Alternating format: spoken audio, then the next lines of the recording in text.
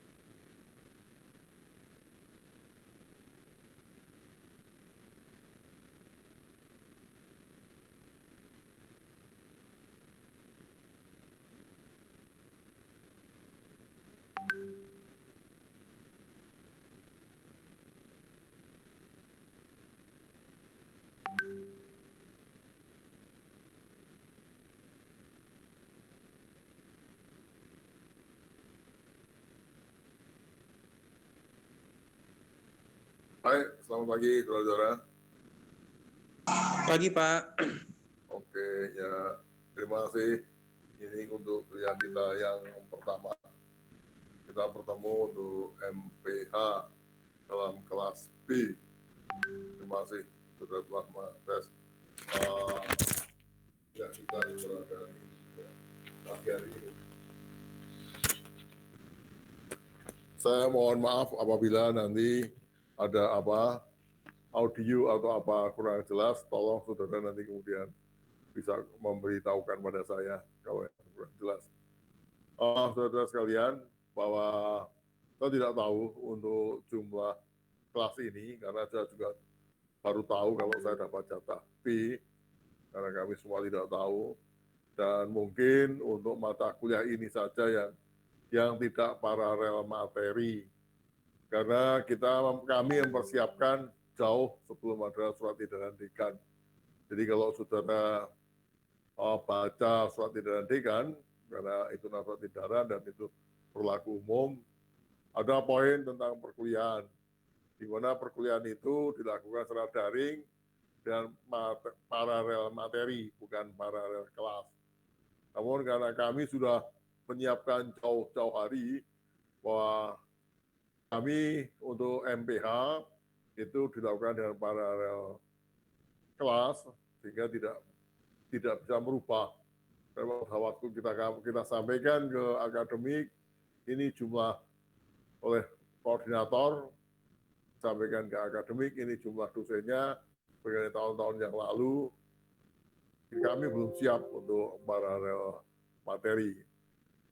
Namun sebenarnya paralel materi itu, namun materi yang disampaikan dari kelas A sampai dengan kelas terakhir adalah sama. Kami sudah mempersatukan persepsi apa yang akan disampaikan kepada mahasiswa. Jadi tidak perlu ragu bahwa kami akan menyampaikan sama apa yang ada pada masing-masing kelas. Baik, saya megang pada kelas B, semoga jumlahnya tidak banyak, karena kalau jumlah banyak adalah beban bagi saya, terutama pada waktu koreksi ujian akhir, pada ujian UAS, nanti akan sangat berat bagi kami. Sebelum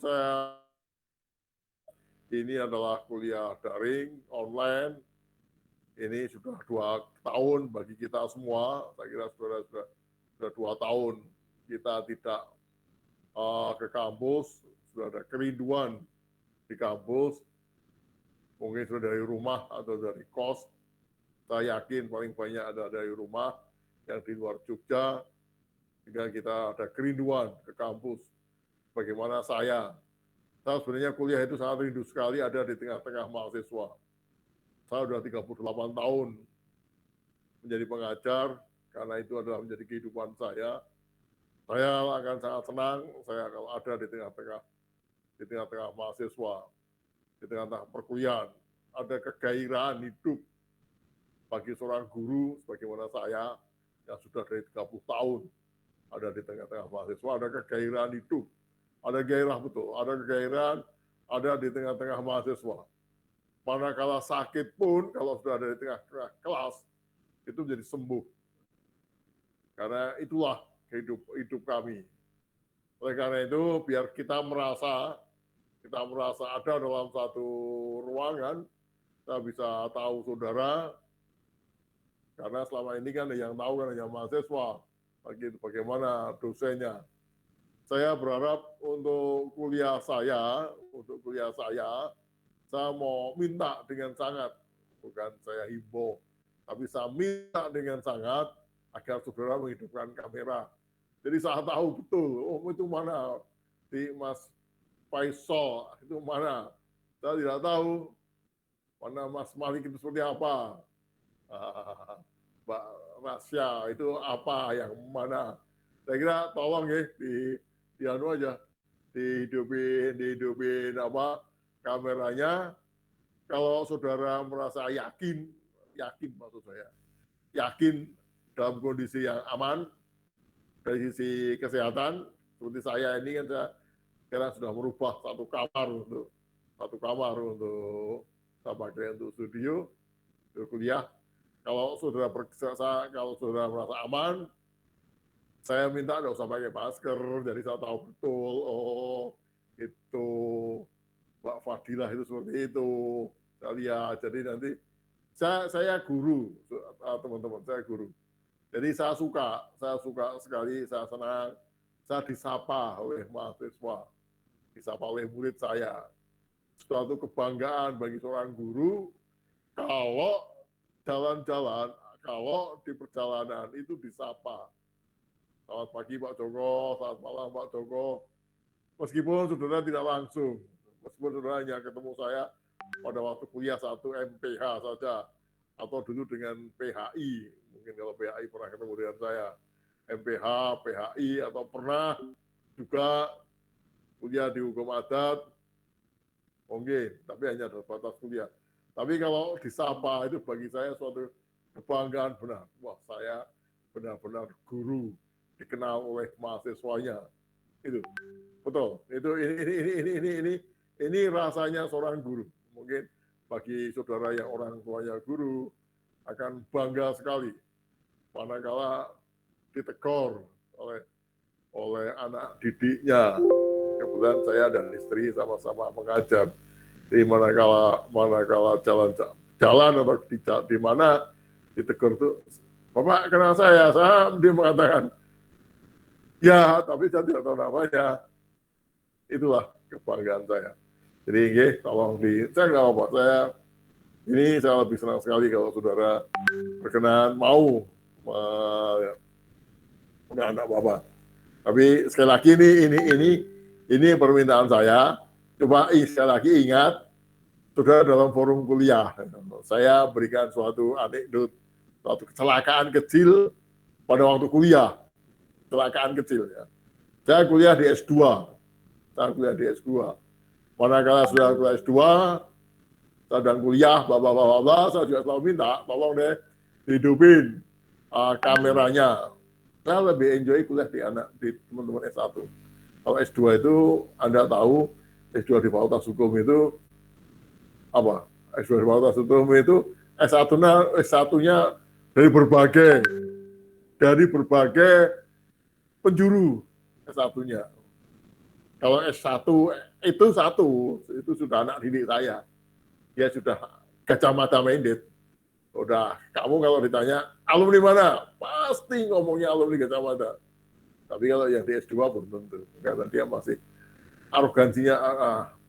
Dan culture atau budayanya itu budaya Gajah Mada. Saya yakin Anda budaya Gajah Mada. Terutama kalau nanti saudara sudah masuk di kampus. Ini harapan saya. Nah, saya akan kembali. Ada kecelakaan kecil pada waktu saya kuliah di salah satu magister. Khidmat kita itu ada S2, ada 6, saya mengajar hanya satu yang saya tidak terlibat di situ. Pada waktu kuliah saya mengatakan kameranya dihidupin. Kemudian ada satu mahasiswi, dia ada di kuliah di kamar, entah itu kamar kos, entah itu kamar pribadinya, mungkin dia belum mandi, dia menghidupkan kameranya. Anda bayangkan setelah selesai mandi, dia keluar dari kamar mandi. Waduh, jadi tahu, wah, sudah nggak usah cerita lebih lanjut. Makanya saya ingatkan. Alhamdulillah saya sudah tua, itu anak saya, sebatas anak-anak saya yang paling kecil aja sudah S2 lama, sudah keluar dari S2, jadi dia anak saya jauh.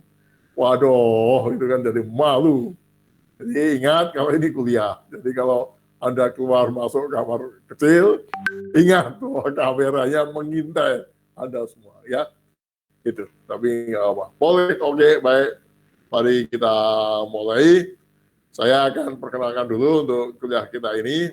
Kita kuliah hari Senin. Hari Senin dengan jam waktu adalah dapat jatah jam 9 sampai dengan selesai. Nah,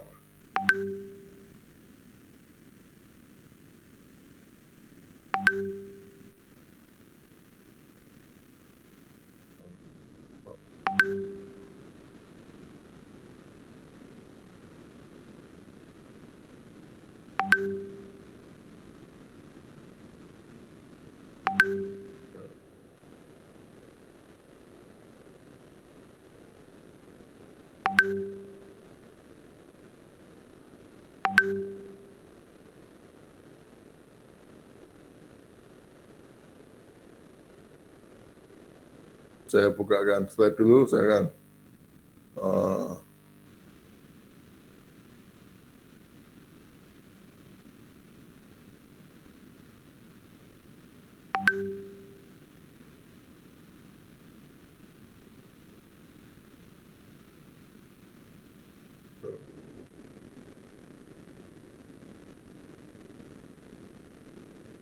Oh, maaf, saya tidak ada trouble di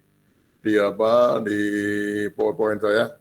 Oke, baik. Saya tidak untuk kali ini saya tidak memberi PowerPoint. Saya akan sampaikan dulu kontrak perkuliahan pada pagi hari ini. Baik, kita kuliah untuk semester ini adalah dengan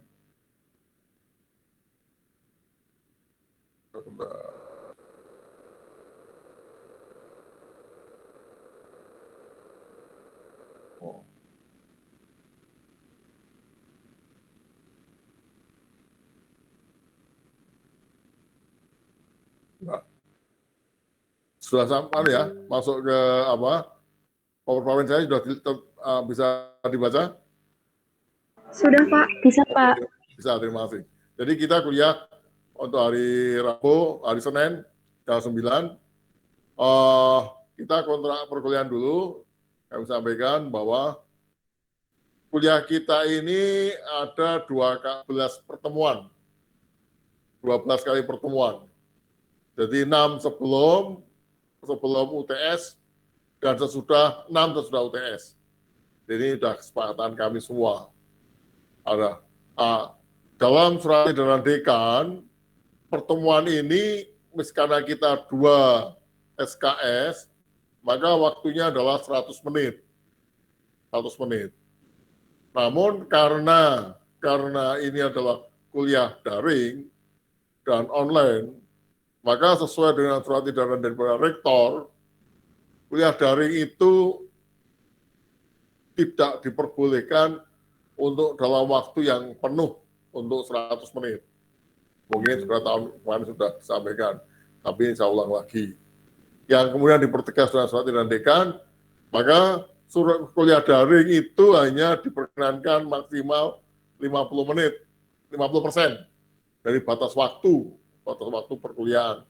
Jadi kalau kita kuliah 100 menit, maka kita hanya kuliah untuk daring 50 menit. Ini merupakan tantangan bagi kami pengajar, bagaimana bahwa 100 menit itu kami sampaikan dalam waktu 50 menit. Boleh melonjak, boleh lebih, tapi tidak boleh lebih dari 60 menit. Jadi kalau nanti kalau kapan nanti saya kuliah lebih dari 50 menit, saya mungkin akan minta waktu 60 menit. Nah, untuk mengantisipasi seperti itu, ada kekurangannya.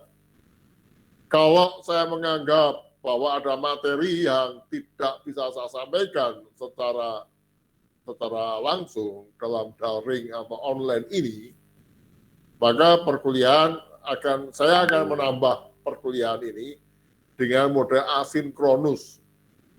Jadi kalau ini kuliah kita tatap muka langsung ini dengan mode sinkronus, maka nanti kalau saya menganggap bahwa ada materi yang dengan keterbatasan waktu tidak bisa saya sampaikan dalam kurun waktu 50 menit, maka saya berikan dengan asinkronus.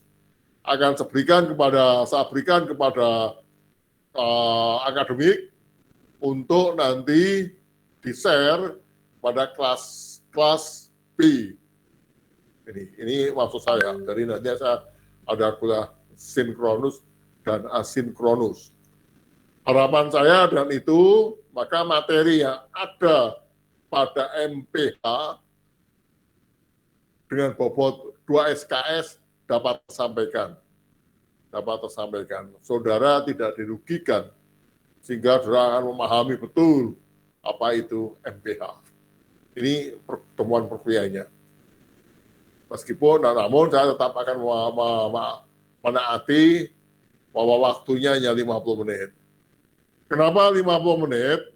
Ada pertimbangan dari rektor dan dekan bahwa saudara itu tidak hanya kuliah 1 kali dalam 1 hari. Saudara akan lebih dari 2 atau 3 kali perkuliahan dalam 1 hari. Oleh karena itu, untuk menjaga kesehatan kita semua, terutama para mahasiswa yang setiap hari ada di depan monitor, maka perguruannya dikurangi, tatap mukanya dikurangi. Dengan harapan nanti dosen akan kalau ada kekurangan menambah dan asinkronus. Jadi itu, jadi janganlah dianggap bahwa kalau begitu kita kurang materi kita, bahwa kita tidak akan dapat materi sepenuhnya, tidak. Itu menjadi tanggung jawab daripada dosen. Bagaimana menyampaikan materi yang sudah ada dalam RKPS atau dalam RKP, dalam silabi akan tersampaikan pada mahasiswa. Sehingga mahasiswa lulus benar-benar bisa memahami itu. Yang kedua, bagaimana penilaian MPPH. Ini MPH, bukan MPH ya. Bagaimana penilaian daripada MPH. Peran MPH ada dengan dua unsur. Ada dua unsur untuk penilaian.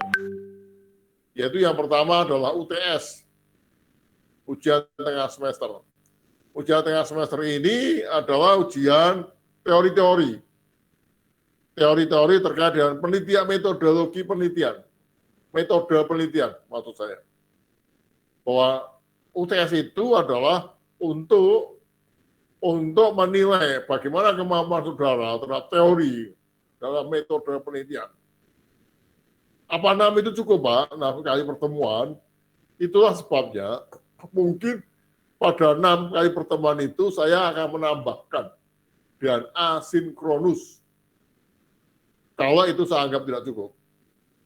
Saya menambahkan asinkronus, sehingga pada waktu Anda ujian di UTS, saudara sudah bisa memahami materi daripada MPH. Ini penilaiannya. Jadi pertama adalah dalam UTS.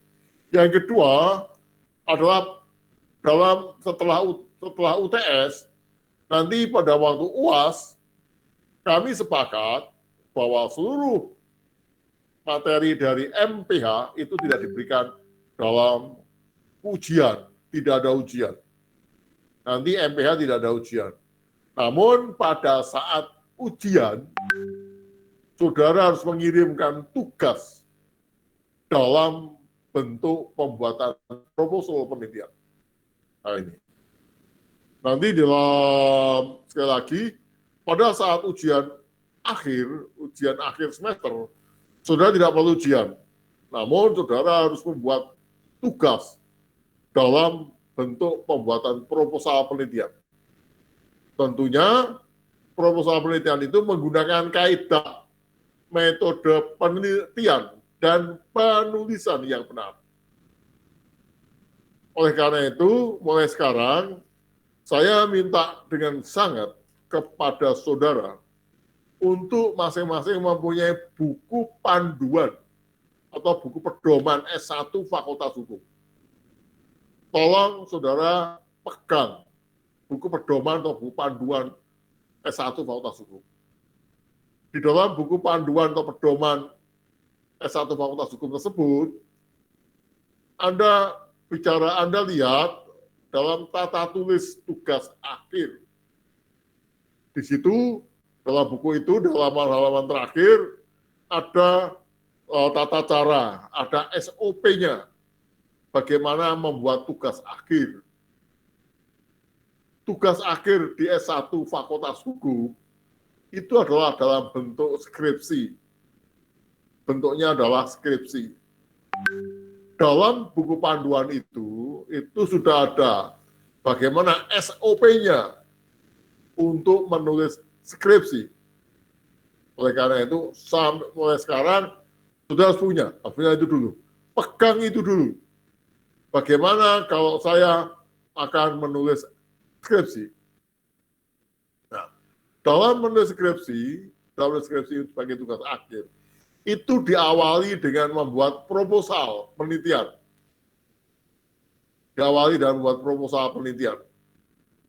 Dalam buku tersebut, dalam buku pedoman itu, sudah ada juga SOP-nya membuat proposal penelitian. Apa yang dimaksudkan dengan proposal penelitian? Anda baca di dalam buku buku tugas akhir, buku pedoman itu. Situ sudah ada apa yang dimaknai, apa yang dimaksudkan dalam proposal penelitian. Tadi saya katakan ada SOP-nya. Di situ ada. Dalam proposal penelitian, itu anatominya, isinya, maksud saya, isinya itu apa saja. Ada di situ. Contohnya pertama, ada judul. Itu ada. Yang kedua, latar belakang masalah. Yang ketiga adalah rumusan masalah. Tujuan penelitian, kemudian diakhiri dengan analisis data. Itu ada di situ. Apa yang dimaknai dengan latar belakang masalah, di situ ada. Apa yang dimaknai dengan rumusan masalah, di situ ada. Ada. Nah, bagaimana cara membuat judul, bagaimana cara membuat latar belakang masalah dan rumusan masalah, sampai dengan analisis data, itulah yang kita kuliahkan. Oleh karena itu, saya katakan, tugas dalam bentuk pembuatan proposal penelitian itu menggunakan kaidah metode penelitian. Ada kaidahnya. Dalam penelitian, kita mengenal dua jenis penelitian. Penelitian lapangan dan penelitian kepustakaan. Tentunya, kedua jenis penelitian ini kaidahnya berbeda. Oleh karena itu, proposalnya pun juga berbeda. Karena proposal itu yang dinilai apa? Adalah metode penelitiannya. Benar enggak metode penelitian yang akan dipakai? Kalau orang ada namanya penilaian proposal, itu yang dinilai adalah metode penelitiannya. Nah, tadi saya katakan, dalam membuat proposal, gunakan kaidah metode penelitian. Tadi saya sampaikan bahwa jenis penelitian lapangan akan beda pada jenis penelitian kepustakaan. Dalam metode penelitian dikenal namanya subjek penelitian. Itu nanti ini hanya cerita. Nah, apa itu subjek penelitian? Kapan subjek penelitian itu diperlukan? Ini ada dalam mata kuliah MPH. Itu yang sudah berikan. Oleh karena itu, kalau ditanya, Pak, dalam penulisan tugas nanti berapa halaman? Saya tidak menentukan jumlah halaman. Tetapi proposal itu sudah sesuai dengan buku pedoman.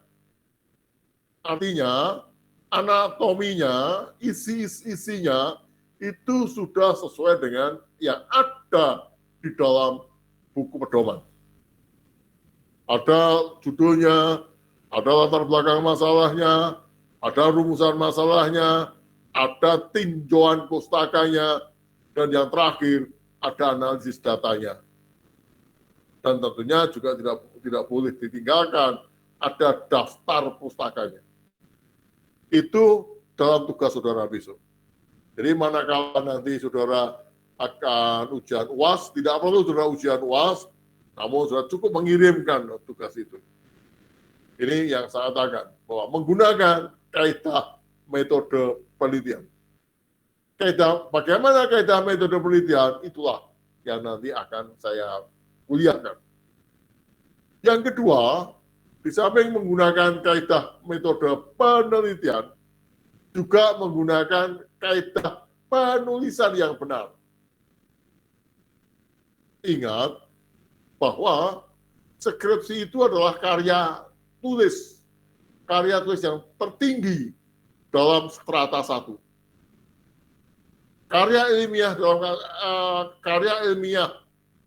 tertinggi di S1 itu adalah skripsi. Karya akademik S1 yang tertinggi itu adalah skripsi. Di atas skripsi sudah tidak ada lagi. Makalah itu masih di bawah skripsi. Tertinggi adalah skripsi.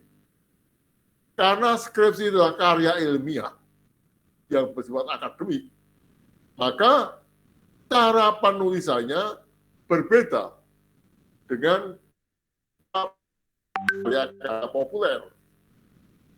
Terutama apa? Terutama penggunaan bahasanya. Ini yang sering saya sampaikan pada mahasiswa, baik di S1, S2, dan S3. Saya sangat menyayangkan sekali manakala saya menilai tesis dan disertasi, proposal tesis dan disertasi, itu mengabaikan kaidah penulisan yang benar. Terutama kaidah bahasanya. Kita tidak bisa mengingkari bahwa dalam penulisan karya ilmiah, kita harus menggunakan kaidah bahasa yang benar. Ini yang saya sangat sayang sekali manakala saya menilai, mereview itu proposal S2, tesis, ataupun proposal S3 disertasi. Tidak jarang mereka dalam menggunakan bahasa, itu bukan bahasa tulis, tapi bahasa tutur. Ini saya selalu menggunakan itu. Karena saya di dalam penilaian S2, S3 selalu dilibatkan, karena saya salah satu dosen metode penelitian, saya sampaikan. Yang ditulis oleh mahasiswa ini, mahasiswa S2 atau S3, ini bukan tulisan bahasa ilmiah, tapi bahasa tutur. Anda tahu kan bahasa tutur? Bahasa tutur itu bahasa lisan, bahasa berbicara. Bahasa tutur sangat beda sekali dengan bahasa tulis. Dalam bahasa tulisan ilmiah, itu ada kaidah-kaidahnya. Kaidahnya apa? Yang utama adalah dalam pembuatan kalimat. Dalam pembuatan kalimat, dalam bahasa Indonesia, kita tidak bisa mengabaikan SPOK. Jadi, ini SMA dulu dengan SPOK, subjek, predikat, objek, keterangan. Tidak bisa. Harus. Mana subjeknya, mana predikatnya, mana objeknya, mana keterangannya. Itu harus ada dalam satu kalimat. Oleh karena itu, nanti kalau sudah membuat kalimat, tidak perlu membuat kalimat yang panjang sekali. Karena akan sulit untuk menemukan SPOK-nya. Kalimat cukup, tolong dicatat, kalimat itu cukup dengan 2 atau 3 baris saja. Kalau lebih, Pak, jadikan 2 atau 3 baris saja. Ini saya selalu katakan, itu banyak saya jumpai di S1, di tesis ataupun di disertasi. Sehingga dalam benak saya selalu mengatakan bagaimana dulu metode penelitiannya di S1. Ini karena ini basic. Jadi itu dalam penulisan. Jadi tidak boleh meninggalkan itu. Yang kedua, ada kaidah-kaidah tertentu, ada kata-kata tertentu yang tidak dapat dipakai sebagai awal kalimat. Tidak bisa. Itu harus diperhatikan, Ada kata-kata tertentu yang tidak bisa dapat dipakai untuk awal kalimat. Kata apa, kalau yang tahu? Ada kata-kata tertentu dalam tulisan ilmiah, itu nggak bisa dipakai dalam bahasa Indonesia, salah kalau itu dipakai sebagai awal kalimat. Kata apa yang ingat? Oh, ini SMA, kalau lupa saya wajar, karena ada sudah 2 tahun yang lalu kan. Apalagi Pak, saya bukan dari IPS, itu kan lebih. Saya dari IPA. Tidak apa-apa, IPA pun sudah belajar. Saudara nggak perlu rendah diri. Saya mungkin sombong, saya dulu dari eksakta. Dulu nggak ada IPA dan IPS, adanya cuma eksakta dan non eksakta. Saya eksakta, saya pandai dan ilmu ukur, ilmu pesawat, logaritma. Namun bagaimanapun juga, karena saya harus menulis, saya pun tidak boleh meninggalkan kaidah-kaidah itu. Nah, mungkin Anda bisa tahu apa itu kata apa yang tidak dapat dipakai sebagai awal kalimat. Ya, ada apa? Izin menjawab, Pak. Oke, boleh, Mbak Rosalinda. Iya, konjungsi bukan Pak? Apa itu? Seperti namun dan konjungsi itu kata sambung begitu Pak, Betul, seperti betul, namun dan gitu. dan sebagainya. Betul, kata-kata konjungsi, kata-kata sambung itu alergi. Dalam bahasanya itu haram dipakai untuk awal kalimat. Tidak boleh awal kalimat diawali dengan namun. Dan dikatakan Mbak Rosalina. Tidak boleh kalimat diawali dengan karena, tetapi, dan, sedangkan, and so on, yang itu merupakan kata konjungsi. Itu kata sambung. Terima kasih Mbak Ros. Ini harus paham, itu harus paham. Harus paham. Itu tidak boleh. Ini dalam kaidah penulisan. Kaidah penulisan yang kedua, dalam pembuatan paragraf, alinea. Tidaklah mungkin bahwa dalam penulisan karya ilmiah, itu satu alinea, satu paragraf, dibangun hanya dengan satu kalimat.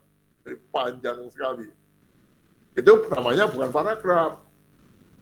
Karena kalau paragraf atau alinea itu apa? Maknanya. Itu apa? Oke, yang coba. Paragraf atau alinea itu maknanya adalah kumpulan kalimat. Namanya saja ada kumpulan kalimat. Berarti apa? Pasti lebih dari satu. Jadi tidak benar kalau hanya dibangun dengan satu kalimat. Ini, itu. Kemudian yang ketiga, kalau Anda baca kemudian apa itu, apa namanya, apa itu spanduk-spanduk yang kecil itu namanya apa? Yang kemudian didirikan yang dibuat berdiri itu namanya apa itu? Ada larangan apa itu namanya apa itu?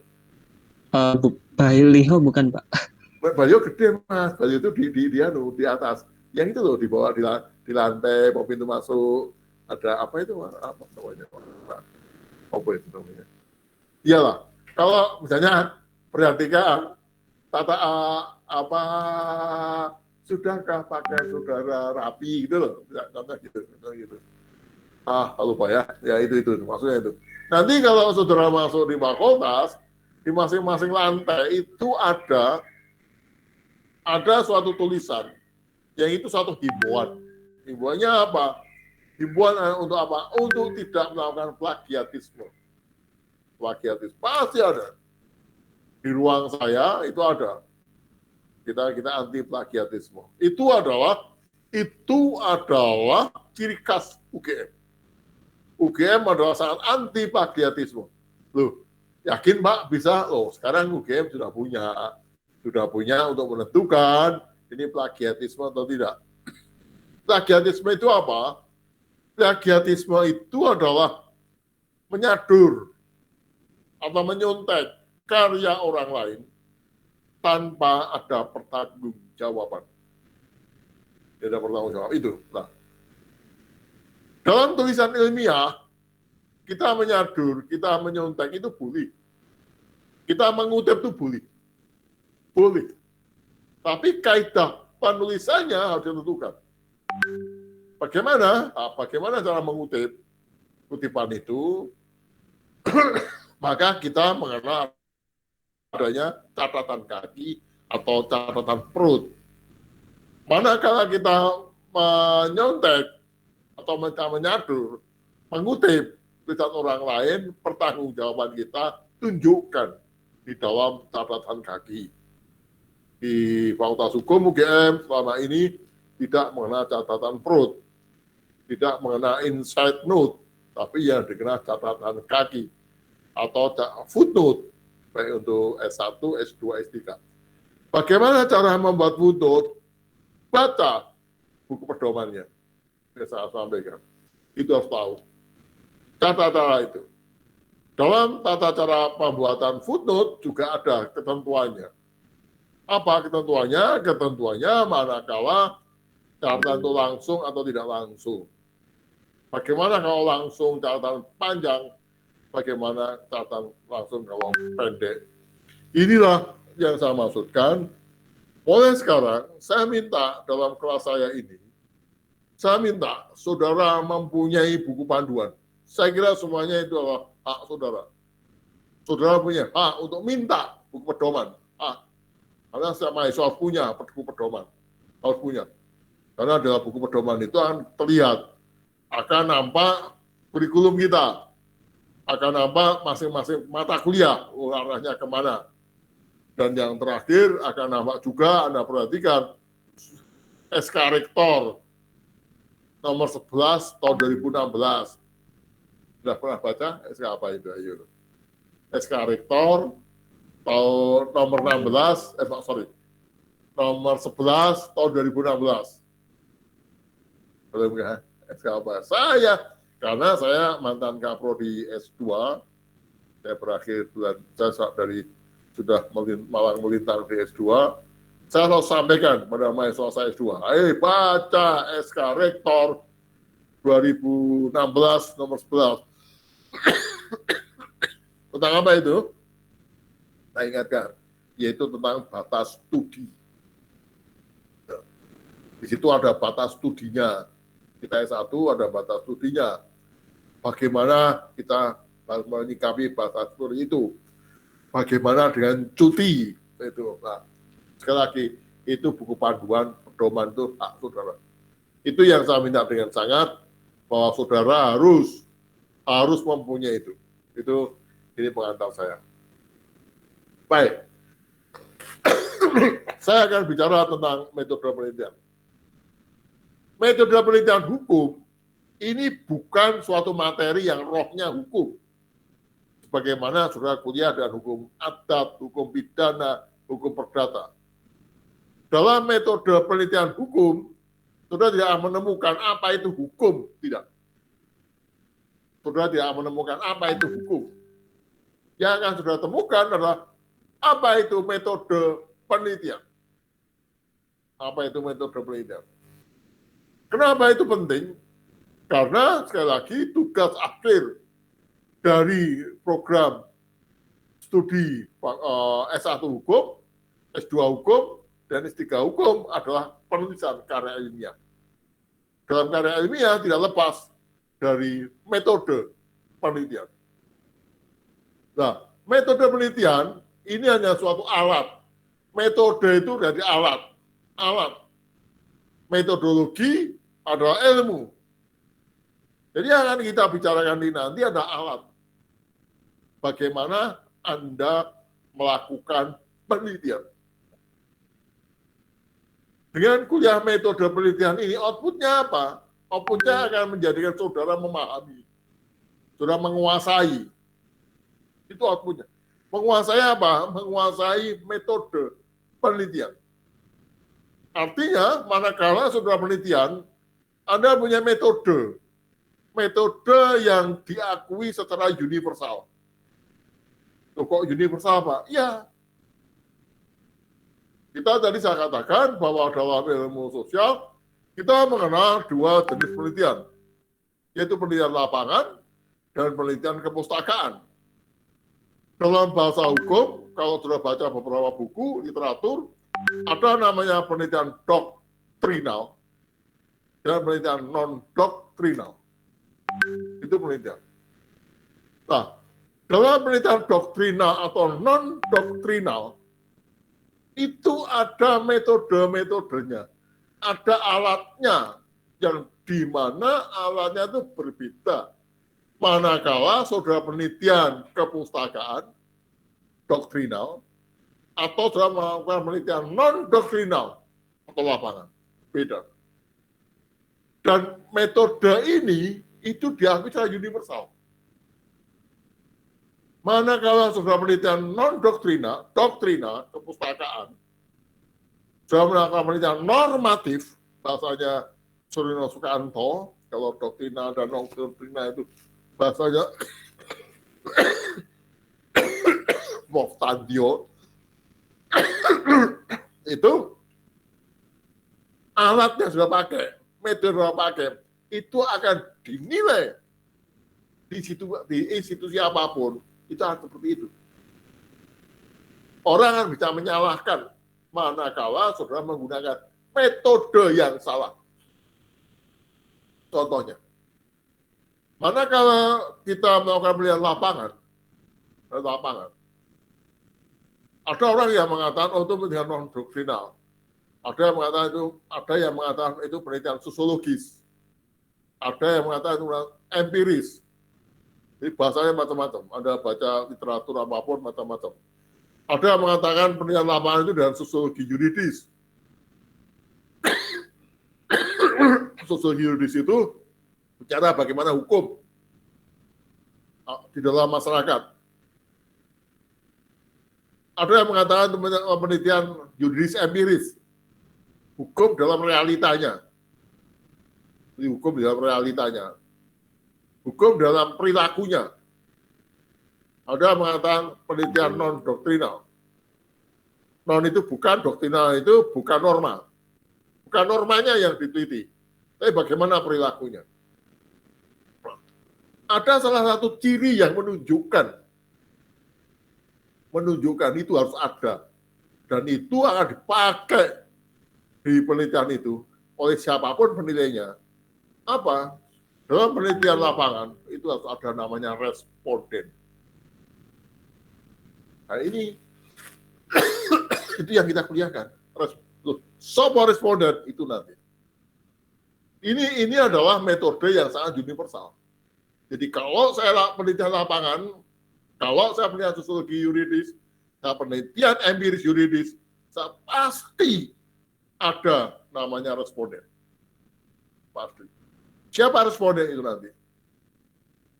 Tapi kalau penelitian kepustakaan, penelitian doktrinal, penelitian normatif, nggak ada. Kalau sampai penelitian saudara itu normatif, penelitian saudara itu adalah penelitian doktrinal, menyantumkan dalam proposal, responden saya ini sudah corek. Itu kesalahan besar. Itu kesalahan besar. Nah.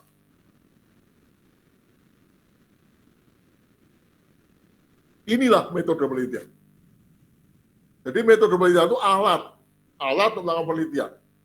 Penelitian kita di dalam hukum itu ada dua, perpustakaan dan lapangan, maka kita bagaimana belajar untuk bisa tahu penelitian apa, alat untuk penelitian lapangan, dan bisa tahu alat untuk penelitian perpustakaan. Itu harus tahu. Itu harus tahu. Saya tekankan pada anak saya di Fakultas Hukum UGM, harus paham. Harapan saya, manakala saudara nanti S2 tidak di UGM, tidak mengecewakan. Karena metode penelitiannya harus dipakai terus. Itulah yang saya katakan. Jadi, responden, kita kenal narasumber. Apa itu narasumber? Narasumber itu sama dengan, tidak mesti sama dengan responden. Masih banyak yang menyamakan narasumber dan responden. Di dalam ilmu sosial, narasumber dan responden itu jadikan satu namanya informan. Nah, ini bahasa-bahasa apa? Ini bahasa-bahasa metode penelitian. Ini bahasa-bahasa metode penelitian. Itulah nanti akan kita ajarkan. Ini saya pengantar, yang ajarkan. Jika nanti sudah akan paham apa namanya purposive. Purposive itu bagaimana cara menarik responden. Nggak mungkin kan, saya responden ya, banyak lah. Responden sendiri itu apa itu nanti. Itulah saudara-saudara, apa yang akan saya sampaikan nanti dalam 6 pertemuan. Saya kira nanti tidak cukup, saya akan memberikan mereka ansinkronus. 6 yang berikutnya, saya akan mengajak saudara. Untuk apa? Untuk bagaimana kita membuat proposal.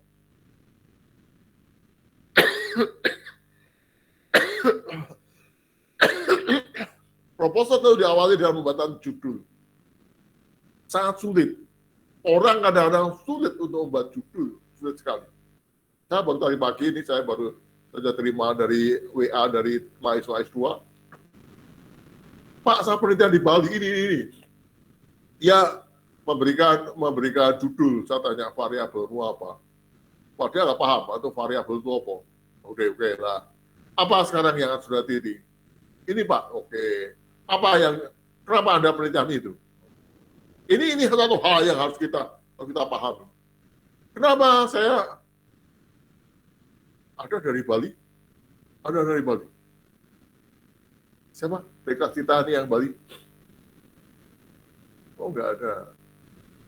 Nggak ada ya? Oke, nggak apa-apa. Saya senang. Gini, kebetulan saya mengajar hukum adat, jadi saya selalu ada yang latar belakangnya dari Sumatera Utara. Maaf, yang punya marga. Ada? Nggak ada? Sulit untuk memberikan contoh. Oh, nggak ada yang dari Sumatera Utara. Ada yang dari Sulawesi Selatan. Oh, siapa nih? Ini siapa nih? Ada? Ada siapa tuh? Coba sebutkan nama aja, saya nggak bisa baca. Pak siapa? Atau Mas siapa? Permisi Pak, izin menjawab. Saya Michael Liho. Oh, Michael. Purba, Pak. Oh, Mas Liho Purba. Purba. Oke.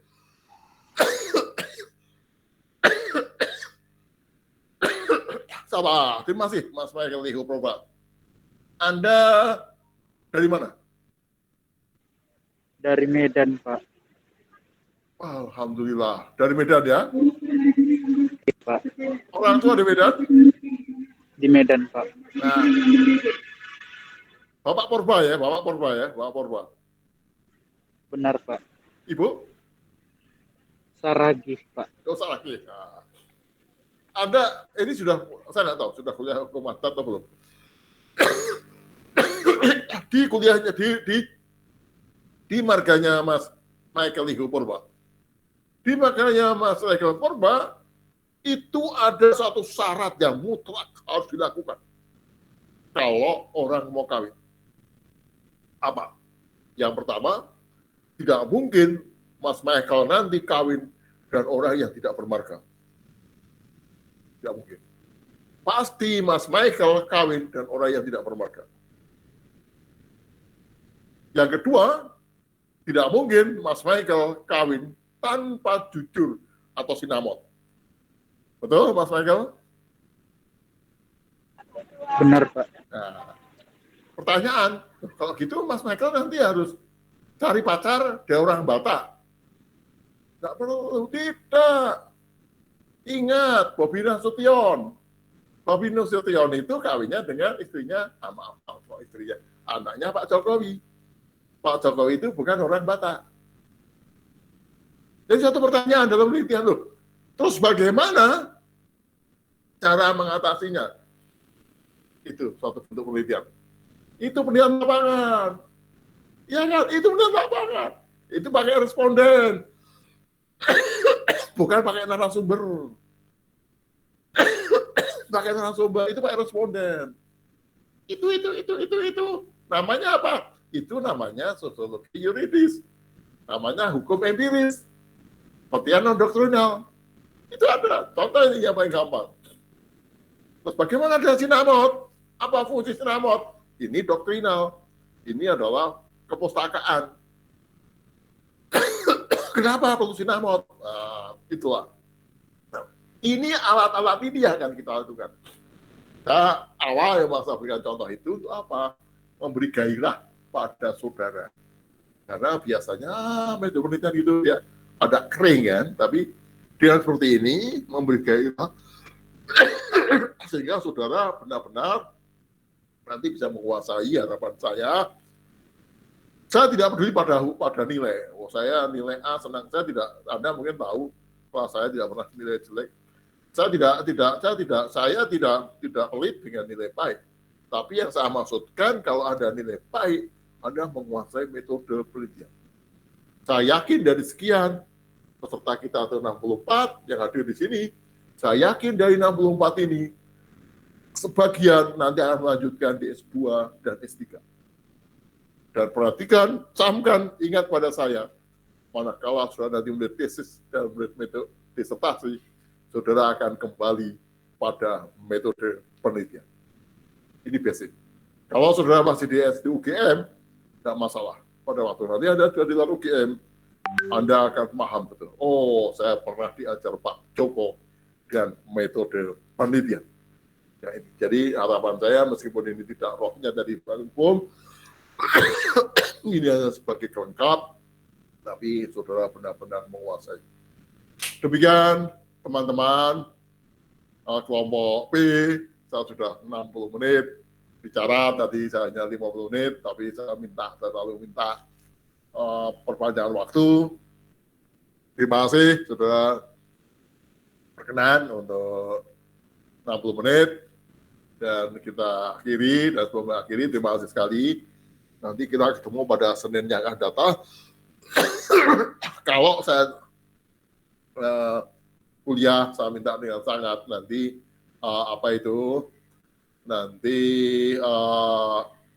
kamera dihidupin, dan saya tidak tahu, saya akan minta pada akademik untuk dibuatkan WAG untuk MPH kelas B.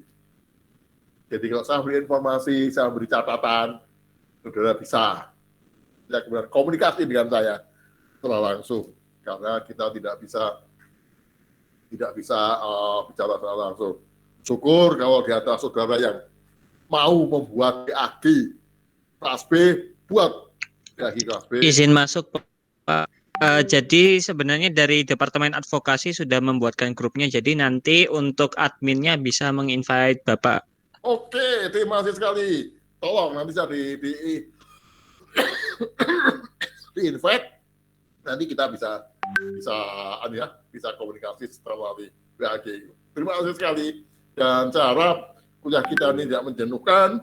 Mari kita komunikatif. Maksud saya kita buat dengan juara.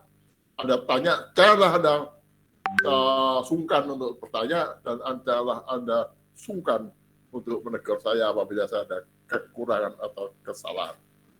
Sebelum saya akhiri, ada pertanyaan di antara saudara? Oke, kalau tidak ada, kita akhiri sampai di dulu. Kita ketemu lagi nanti hari Senin. Salam sehat, semua kita selalu dalam lindungannya. Sekian, terima kasih. Selamat siang. Terima kasih Pak, sehat-sehat. Makasih banyak, Pak. Terima kasih banyak, Iya. Pak. Terima kasih, Pak. Terima kasih Pak. Terima kasih. Oke, selamat siang. Makasih, Pak. Oke, selamat untuk aktivitas selanjutnya. Oke, ayo, terima kasih. Sehat-sehat Pak Joko. Amin, amin, amin, amin. Terima kasih doanya.